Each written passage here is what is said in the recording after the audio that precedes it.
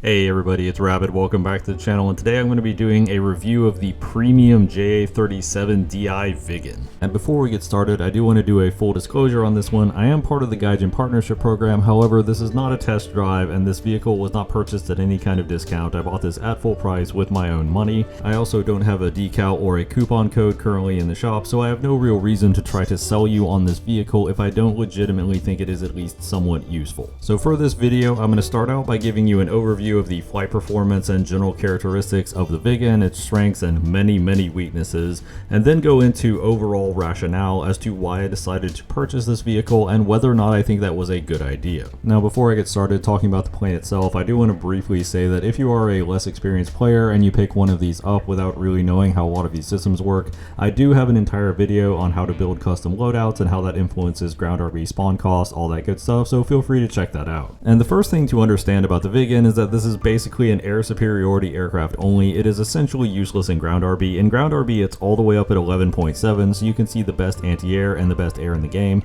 and the only thing you have for ground attack is basic air-to-surface rockets that are unguided. You do have a ballistic computer, but that's pretty anemic at this battle rating. The only use this has in a ground RB match is basically playing combat air patrol for your team and shooting down things like F-15s or Su-34s, while preventing an enemy Su-34 from pounding your entire team into dust with a salvo of KH-38 is certainly a noble endeavor, and I encourage it at all opportunities. I wouldn't say I would pay this kind of money for an aircraft to do just that, and it certainly isn't a reliable grinding strategy. Since this is a high performance jet, we'll just go straight into the top speed and acceleration right off the bat.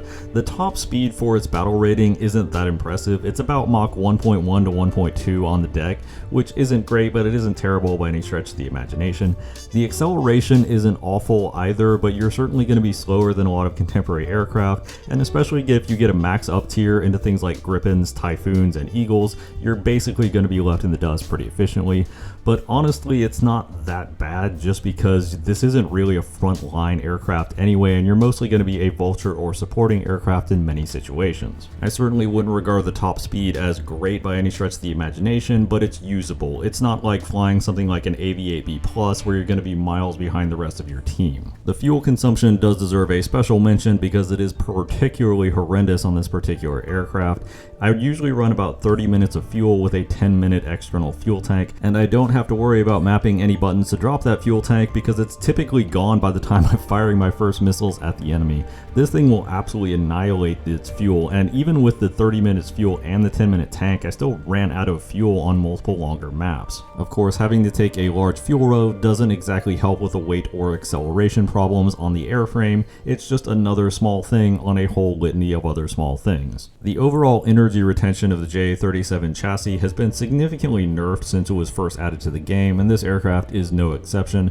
You will basically annihilate all of your speed in a single turn, and once you get down to about 600 kph, the vehicle is essentially a kite. You're basically going to have to stand it up on its engine in order to just stay in the air, much less do any real maneuvering, and at that point you are as good as dead. Naturally, the inability to sustain a turn fight against any opponent doesn't combo well with the fact that most opponents are in fact faster than you. This means your options in any given fight are going to be fairly limited. The only real saving grace of its flight performance is that the Viggen can actually tank its speed so rapidly that most opponents will struggle to stay on your tail, so it's not that difficult to reverse your opponents into a single shot, but I do want to emphasize it will be a single shot. Once the enemy has passed your nose, they are basically gone. You will never get them on your nose again, and you will never catch them. So this is kind of an emergency braking maneuver to try and get one quick kill or get out of a bad situation. If you do this all the time, you will die a lot to enemies third-partying you. In fact, if you do this all the time, you will die a lot not just to enemies third-partying you, but to the person that you slammed on the brakes against, because if you slam on the brakes and you miss your shot, you're essentially dead. Other than the ability for the Viggen to simply fall out of the sky at will, it has basically nothing going for it flight performance wise against all contemporary aircraft. The only aircraft around your battle rating that you can even consistently outrun would be something like the AV-8B Plus. However, it does at least see a decent number of down tiers now that the 14.0 bracket exists, and you will see things like Phantoms, but even then this aircraft isn't exactly exceptional against the Phantom. Overall, pretty much everything you fight can accelerate better than you, has a higher top speed, can sustain a turn better than you, and in general just flies far better than you.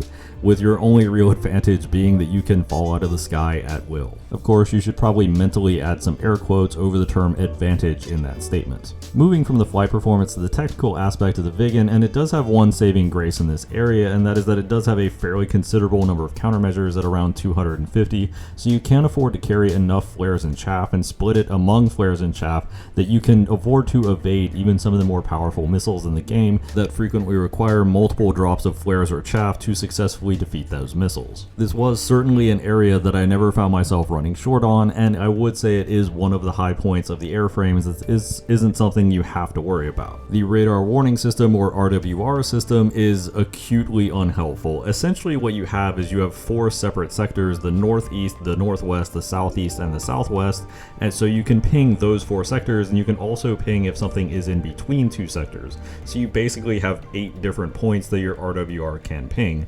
and given that you need some pretty precise weapon locations in order to successfully notch incoming missiles, this is nowhere near as good as it really needs to be.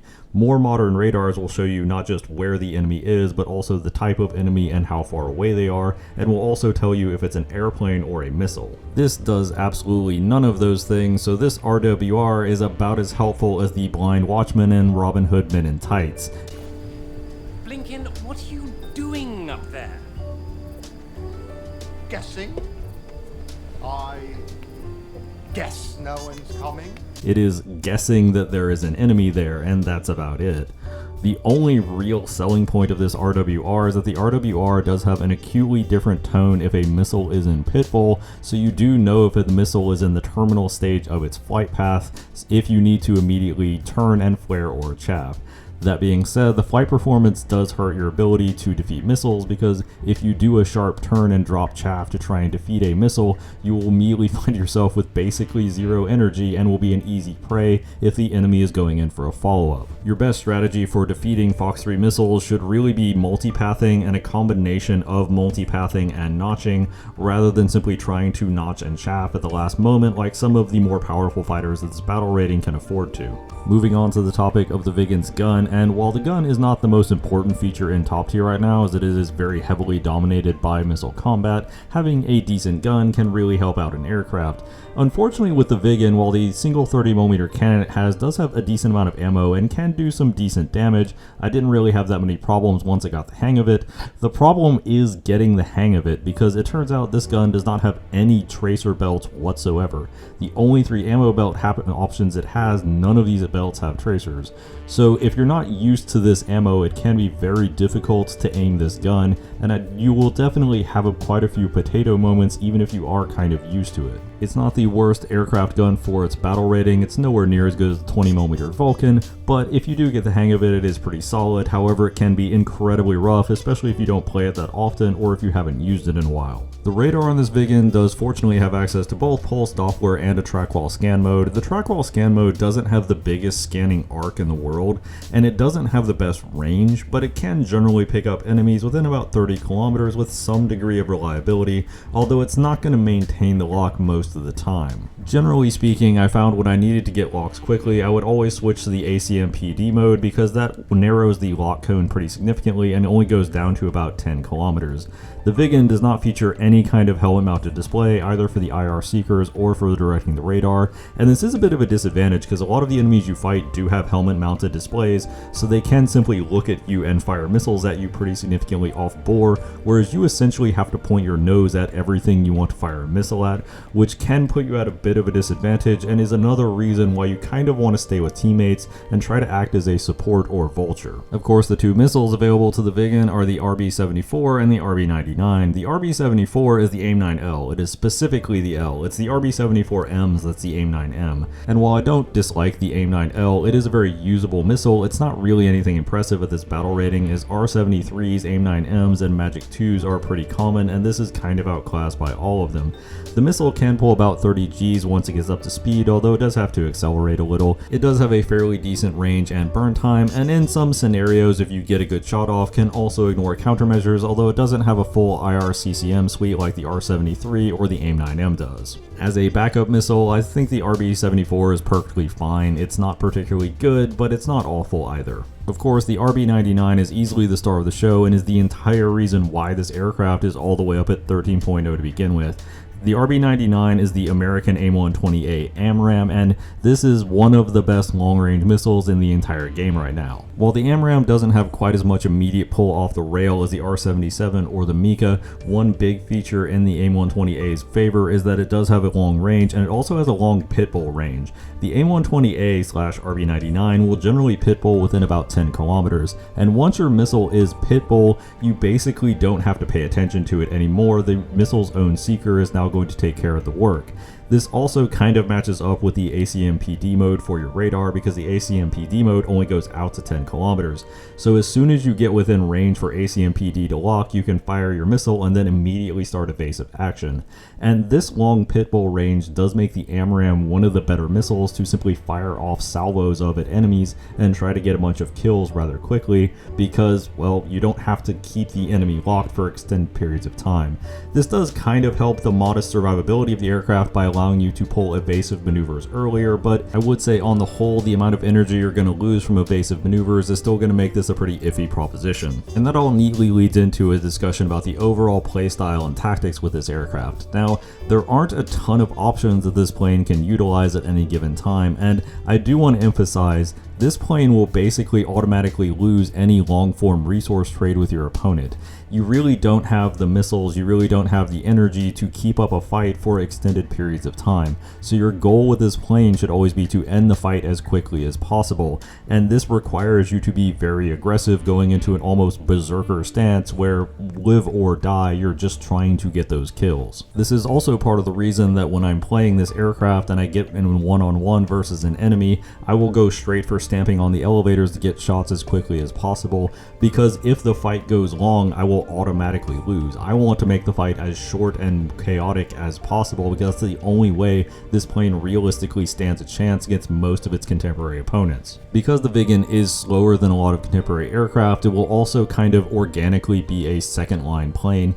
This does create an issue for longer range shots with the AMRAAM, because frequently if you can lock and shoot somebody, then a friendly F-15 probably already locked and shot them like 20 seconds ago, and they're probably going to get that kill. So while I have landed a few hits on targets that I launched at 25 to 30 kilometers, these are very rare, and most of the time those opponents have either preemptively dodged other missiles or have been hit by other missiles well before your missile is going to get there. In this respect, the suboptimal radar performance at longer ranges rarely affects the playstyle, because you probably shouldn't be firing at those longer ranges anyway. You should probably just stick to the ACMPD in most instances, although the TWS mode can be good at picking up opponents, and if you are getting down to the wire where there's only 3 or 4 players on either team, going into the TWS mode to identify targets or even taking long range shots is a lot more viable. Ultimately, the only thing you're really going to have going for you in a lot of fights is that this plane does in fact have the AMRAAM, and the AMRAAM is such a good missile that it does manage to carry this aircraft to decent-ish performances more often than you'd think. Of course, now we get to the discussion part of the video. Why did I end up buying the Viggen? And this is where I want to go into a small side note that obviously as a content creator, my decision to purchase or not purchase a premium vehicle is somewhat different from your decision as a consumer. Obviously, I can make content like the video you're currently watching and recoup some of that money back, whereas you don't necessarily have that option, so keep that in mind while I'm going into this. Ultimately, I had already budgeted some money to pick up some premium vehicles to do some strategic grinding for certain tech trees, and one of the priorities was the Swedish air tree. The problem with the Swedish air tree is that the Swedish air tree is severely lacking in good grinder options. The J35XS is in a similar situation to the Viggen in that its flight performance isn't great for its battle rating, but unlike the Viggen, its weapons are less user-friendly. It still only has one gun, its missiles aren't great, and it also only has 12 countermeasures at a battle rating that routinely sees all aspect missiles, so it wasn't exactly excited for the prospect of potentially getting the J35XS. To top it off, the Rolled Atom and the Saab 105 aren't really that great for their battle rating in terms of air-to-air either. So all in all, I would say the choices for ways to grind through the Swedish air tech tree relatively quickly were somewhat thin on the ground. Or in the air, anyway.